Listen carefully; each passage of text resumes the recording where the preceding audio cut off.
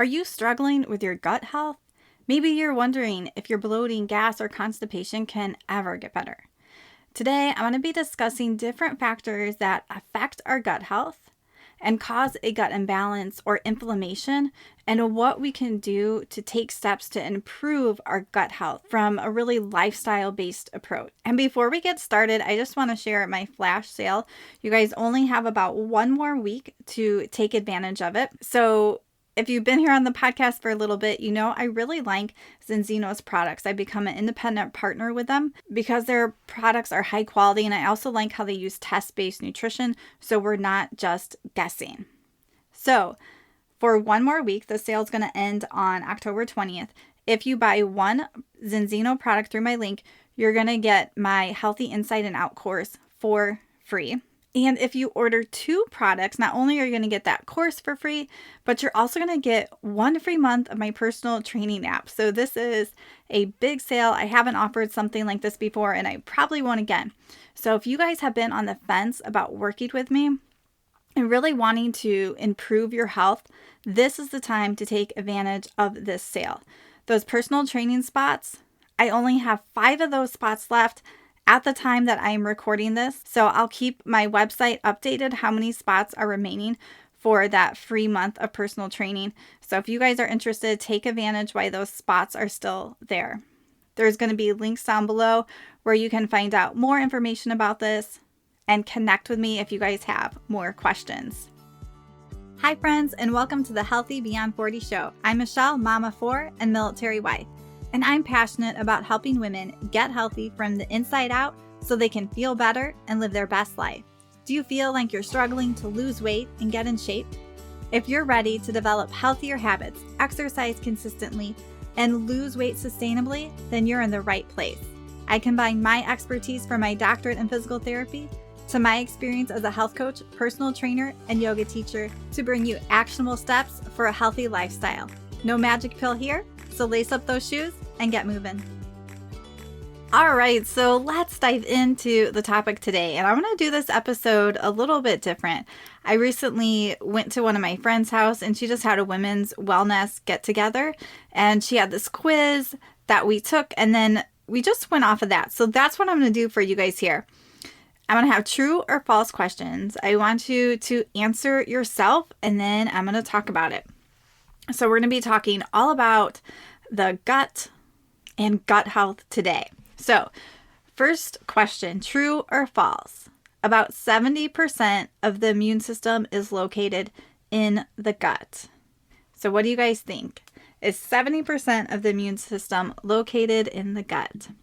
So the answer is true. So according to a UCLA physician, he says about 70% of the immune system is located in the gut.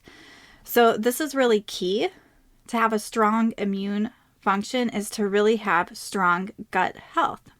So the immune cells that are located in the gut interact with the bacteria and the microbiome in the gut.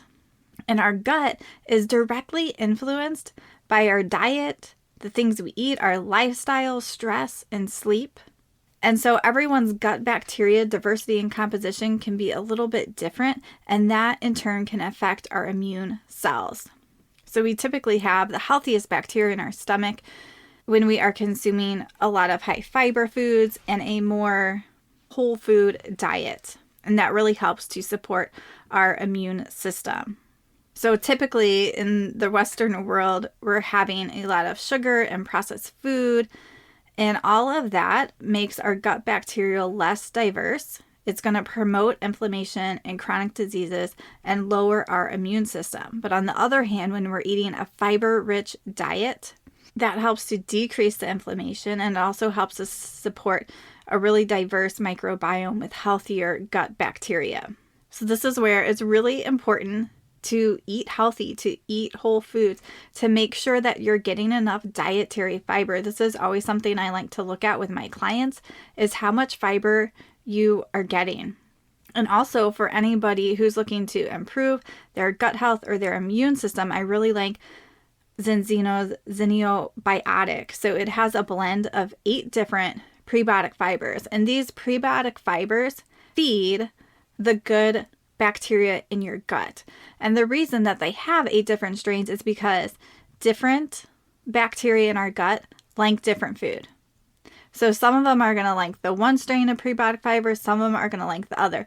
So that's why it's really helpful to not just take one strain of prebiotic fibers, but to really have a diverse prebiotic fibers so that you can feed lots of the different strains of good bacteria in your gut. So I'll have the link down below for that product. And one other thing I want to touch on as we're talking about the gut. So even just carrying extra weight. So when we have fat stores, they actually secrete hormones and chemicals that can stimulate inflammation. So they actually consider the adipose tissue or the fat tissue to be a metabolically active endocrine organ. So sometimes when we're also carrying too much fat tissue on our body will secrete certain hormones and chemicals that actually create more inflammation. All right, second question here, true or false? Stress has an effect on your gut health. So what do you guys think that is? Does stress have an effect on our gut health? So the answer is true. So I think over the years and next decades, science is going to keep leaning more into this mind-body connection. And our thoughts, our feelings, our emotions, stress, the way we're perceiving things has a huge effect on our health. So stress can even trigger or it can worsen any gastrointestinal symptoms that you're having.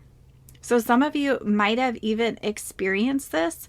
So maybe when you're stressed or you would have to speak in front of a crowd or something like that, you might notice some symptoms. So when a person becomes stressed, they're going to go into their sympathetic nervous system or the fight and flight response. And what happens when we're in this sympathetic nervous system is that our digestion slows or it even stops and our body diverts energy away from our stomach and our digestion to whatever threat, whether that threat is real or perceived. And a lot of times, we think of a real threat like someone's going to run in front of a car or there's this real threat. But a lot of times we have perceived threats, maybe from past experiences that we've been through. We're reacting to things and things are feeling threatening to our body, even though they're really not threatening. So what happens when we're in this increased stress in our body is our body is moving away from digestion. On the other hand, when we lean into our parasympathetic nervous system, this is more a rest and digest nervous system, then our body can digest food. We become more relaxed. But if we're stressed, we lean more into that sympathetic nervous system and our body can't do these processes that don't seem as important to it at the time, but then we're going to see symptoms show up in our GI tract. And I think sometimes we're good about noticing the big stressors or the big things that happen, but we also really need to be aware of our low-grade stress or our low-grade things that are causing us anxiety and really putting those pieces together. I have talked with a few different people and they had never even connected that some of their GI symptoms that they were experiencing were connected to stress and being triggered. And we can start to put that together instead of thinking, oh, it's just something I eat. Maybe it's this thing I ate. Maybe it's this thing I eat. When things aren't lining up, we always want to go back to stress. Could this be a symptom of stress? So I think that's super important to keep in mind. All right, on to our third question. True or false? Probiotics feed the healthy bacteria in our gut. So true or false? Probiotics feed the healthy bacteria in our gut. And so that answer is false. So the prebiotic is what actually feeds that healthy bacteria in our gut that I mentioned earlier. So the probiotics are living organisms, or you can think of like when we talk about the good bacteria in our gut, those are the living microorganisms that can help our gut. And so that we can have different bacteria in our gut. Some is going to be good, some is going to be bad. And this is really affected, again, by our diet and our lifestyle, our stress, and different things like that. So when we take a probiotic supplement, we're adding different strains into our gut. And when you go to look at probiotics, you're probably going to be overwhelmed. There's so many different ones. And I think these can be good to take sometimes, or if you need them. In general, you're probably going to need a pretty high dose because sometimes those live microorganisms don't always make it down through our stomach into our gut and our intestines. Our stomach can be very acidic and kill them off. But also another great way to get probiotics, and I am not great about this, but I'm still going to share it, is to do fermented food. So if you're doing yogurt, that can be great, but make sure you're doing a yogurt without sugar. Otherwise, you're basically just having something like a cookie or ice cream. So read those labels. Things like kimchi that have, live and active cultures in them, sauerkraut, different fermented food can be really good to help provide those different strains. And just like I mentioned with the yogurt, things like kombucha, I don't know if I said that right. I'm not even going to try to redo that. Is sometimes that has added sugar. So again, look at those labels, especially when you're doing something that claims to have probiotic foods, and making sure that you're getting something that doesn't have added sugar, because again, that sugar is going to cause inflammation. It's going to shift our body to more of that inflammatory state and to more of those bacteria that we don't want in our gut. So what happens is when we consume the prebiotic fibers from food or in a supplement, like I said before, is those prebiotics are going to feed the probiotic fibers strains of bacteria in our gut. All right, question number 4. True or false? Your mood is just a symptom of your brain health. True or false? Your mood is just a symptom of your brain health. So that is false. Our mood, meaning if we're feeling anxious, depressed, these different types of feelings and emotions and mental health, don't just come from our brain or our mind. It's also coming from our gut, because our gut and our brain are connected. And there are gut microbes that produce neurotransmitters, hormones that affect our emotions, our thought processes, and our behavior. So if you're experiencing different symptoms of feeling anxious or feeling sad, it's also important to look into your gut health and what are you doing. And it goes back to those things we just talked about. Are we eating foods that are fermented and probiotics? Are we getting enough prebiotic fibers? Are we working on our mental health and how to do self-care and stress? And are we watching what we're eating more of that whole food diet versus that processed food diet? So just one neurotransmitter that you may have heard of before is called serotonin, and it's widely known for its role in mood regulation within our brain. And it also serves as a key signaling molecule in our gut. And so, remarkably, microbes in the gut are thought to be responsible for producing around 95% of our body's serotonin. So think about that.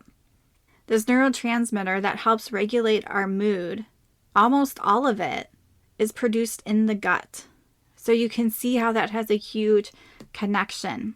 And there's also hormones called leptin, ghrelin, and insulin. And these hormones work together to help regulate sensations of feeling hungry or feeling full. And the gut microbiome plays a huge role in these hormones too. So when we're thinking about gut health, we need to make sure that we're not just thinking about our gut and how our gut is, but looking at the other systems and symptoms in our body, really looking at our health holistically here and realizing how interconnected our body is. All right, last question here. Question number 5, true or false? The function of estrogen and progesterone is affected by your gut health. True or false?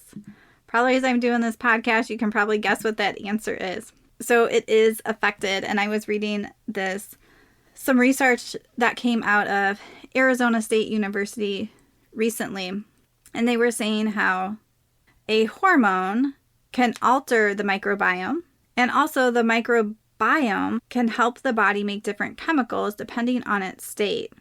So it's showing us how important our gut health can impact our hormones and vice versa. So these scientists at ASU have really found that hormones and gut bacteria affect each other, and that can lead to changes in our metabolism and our brain function, like how our cognition and memory is working. And this relationship could really be key for treating the menopausal symptoms in women and improving their health. So again, it's about looking at our health holistically, always having that strong foundation of healthy habits. I've had quite a few different doctors on the podcast, and all of them have said we need to have these healthy lifestyle habits in place, and then we can add on herbs or supplements or hormone treatment. But we have to have this strong foundation, because think if we keep eating processed food and we keep basically beating up our gut, we're banging our head against the wall. But if we have these healthier habits and we're nourishing our gut, nourishing our body, then different supplements and hormones and different things are going to work so much better. So I know it can be hard to change our lifestyle habits and things like that, but I go into that on different podcasts. But I just want you to know today that it is hard to change, but that you can do it.